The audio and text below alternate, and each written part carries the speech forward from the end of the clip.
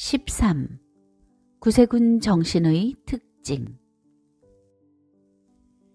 구세군 창립자는 구세군 병사들이 따라야 할 구세군주의로 알려진 본질적인 특징이 담긴 형식을 정해놓았다. 구세군 초창기부터 구세군 정신이 구세군 용어 속에서 특징적으로 표현되었다. 구세군 정신은 항상 구세군을 위해 합당하고 필요하다고 받아들여진 자질, 확신, 원리를 나타내는 방식이었다. 이와 같은 구세군 정신 가운데 자발적인 증인의 삶, 성결한 삶 강조, 다른 사람들에 대한 적극적인 관심, 신분과 성별과 종족의 차별 거부, 구세군의 목적과 방법에 충성하는 것 등이다. 먼저 구세군은 누구든지 주님께 대한 기쁨을 가지고 있는 사람을 자유롭게 표현하게 한다. 이것은 그 자체가 간증이 되는 것이다. 구세군 초창기부터 회심한 사람들은 가로전도나 옥내 집회에서 간증하는 것이 관습이었다. 이렇게 간증하는 것을 통해 간증하는 사람들 스스로가 도움을 얻고 믿음이 더 강화되었을 뿐 아니라 수많은 사람들이 그 간증을 통해서 하나님께로 돌아오게 되었다. 구세군 군복은 그리스도를 증거하는 또 다른 방식이다. 독특한 제복과 군복을 입지 못할 때 평상복 위에 부착할 구세군 배지 역시 구세군임을 증거하고 구세군인들이 도움을 제공해야 할 일에 있어서는 영적으로 그리고 물질적으로 언제든지 가능하다는 것을 드러내는 것이다. 대중매체 기술이 의사소통에 있어서 그 중요한 역할이 증가하는 시대에도 구세군인들은 사람들과 1대1로 개인적으로 만나서 대화나 편지 혹은 일괄된 모범된 삶을 통해 전도하는 방법의 효과에 대해 과소평가하지 않는 것이 중요하다. 구세군 정신의 또 하나의 특징은 성결한 삶의 가능성에 대한 믿음이다. 구세군이 탄생할 당시는 창립자 스스로 저서를 통해 성결을 경험할 수 있도록 이끌어 주었던 18세기의 위대한 부흥사이며 성결의 교사였던 요한 웨슬리 사후 70년 이상 지난 때였다. 웨슬리를 따랐던 사람들 중 다수가 그의 성결에 대한 가르침을 소홀히 했다. 하나님은 구세군 창립자에게 감동을 주어 성결의 깃발을 다시 들었으며 성결회는 가장 우선적인 구세군 활동의 정기적인 모습이 되었다. 구세군 정신은 다른 사람들에게 대한 구체적인 책임을 포함한다. 구세군 활동에서 강조하는 목적은 평범한 사람들을 하나님의 병사로 세워 구령전선에 투입하고 악을 대항하여 싸우는 대열에서 큰 힘을 발휘하는 일원으로 양성하는 것이다.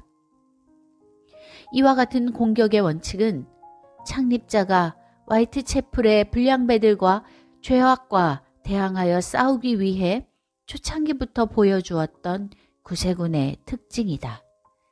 창립자는 만족할 만한 집회는 언제나 실제적인 전투와 무엇인가를 수행하기 위한 노력, 즉 사람들과 청소년, 부자나 가난한 사람들의 영혼에서 사탄을 제거하는 노력과 그들 속에 하나님과 하나님의 선하심이 거하도록 하는 것과 이전에 거룩한 영적 전쟁에 참여하지 않았던 사람을 구령전투에 참여하도록 만드는 것을 의미한다 라고 했다. 구세군 정신의 가장 놀랄만한 면 가운데 하나는 그리스도를 위한 구령전투에서 남녀 평등을 주장하는 것이다. 창립자는 지나온 한 세기 동안의 관습에 반대하며 도덕적, 영적 남녀 평등을 선언했다. 여성들이 배후에서 활동했던 시기에 창립자가 남성들과 동등하게 여성들에게도 구세군의 모든 직책을 맡겼던 것은 놀랄만한 일이었다. 하나님이 세운 계획에서 남성과 여성의 최고의 관심은 함께 서거나 함께 무너지는 것이다. 이와 같은 상호 간의 관심을 갈라놓으려는 그 어떤 시도가 있을 때는 반드시 불의가 따라온다는 것이 구세군인들이 믿는 원리이다. 구세군은 다른 한편을 희생해서 다른 한편의 이익을 도모하려는 것은 그 어떤 법도 유익한 것이 아니라고 강력하게 주장한다. 구세군 정신은 또한 국제주의적인 정신이다. 구세군이 창립된 후 창립자는 특별히 의도하지는 않았지만 구세군 사업이 구세군이 탄생했던 영국을 넘어 해외로 확장되었다. 구세군이는 사도행전 1장 8절 말씀인 땅끝까지 이르러 내 증인이 되리라는 사도적 위임 명령에 대한 자신들의 역할을 수용한다면 자국민만 위해 살 수 없다는 것을 분명히 인식한다. 모든 사람들이 복음을 가지고 다른 나라에 가도록 부름을 받은 것은 아니지만 구세군인들은 결코 편협한 민족주의적인 정신을 가질 수 없다. 그들은 기꺼이 그리스도를 위해 고국의 경계를 넘어 다른 나라에 가서 사역하는 것을 받아들여야 한다. 오늘날의 이민 형태는 다민족 공동체 형성을 의미하며 다른 민족적인 기원을 가진 사람들을 언제든지 받아들이려고 하는 것이 구세군 국제주의 정신의 자연스러운 모습이다. 진정한 구세군 정신은 또한 하나님과 다른 사람들과 구세군에 충성하는 것을 포함한다. 구세군인들은 서약을 한 사람들이며 구세군 정신은 그들의 서약에 대한 충성을 요구한다. 기독교 선교의 초창기에 창립자는 구세군인들을 연합하고 또한 자격이 없는 사람들이 구세군인이 되는 것을 방지하기 위해 단순한 형태의 서약을 하는 것이 필요하다는 것을 인식했다.